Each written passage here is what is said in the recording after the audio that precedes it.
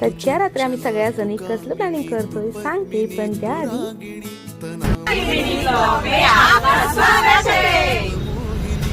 आणि आम्ही निघालोय women's day celebration करायला. आता हिच्या मुलाची एक्झाम, हिला सुट्टी नाही आणि तिला वेळ नाही, असं करत करत ना आजची डेट फिक्स झाली. तसं मानलं गेलं तर सगळेच दिवस महिलांचेच आहेत, नाही मानलं तर एकही दिवस आपला नाही. म्हणूनच वेळ मिळेल तेव्हा एन्जॉय करून घ्यायचं. शेवटी आपण सर्वात जास्त आनंदी ठेवू शकतो. आता ठरलेल्या प्लॅन प्रमाणे आम्ही पहिला पाली येथे बाप्पांचं दर्शन घेतलं आणि नंतर पोहोचलो थेट नागावच्या वाडी या रिसॉर्टला. तिथे पोहोचताच कोकणाच्या जेवणाचा आस्वाद घेतला आणि लागलो सनस्क्रीन थापाला, कारण आम्हाला जायचं होतं बीचवर.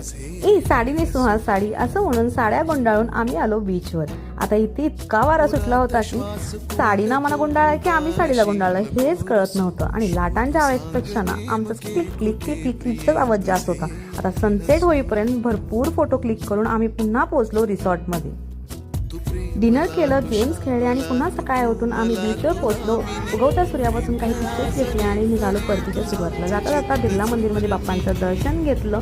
आणि आता इतक्या जणी खूप दिवसांनी भेटलोय, म्हणजे रील्स तर होणार. तर भेटू नेक्स्ट रीलमध्ये.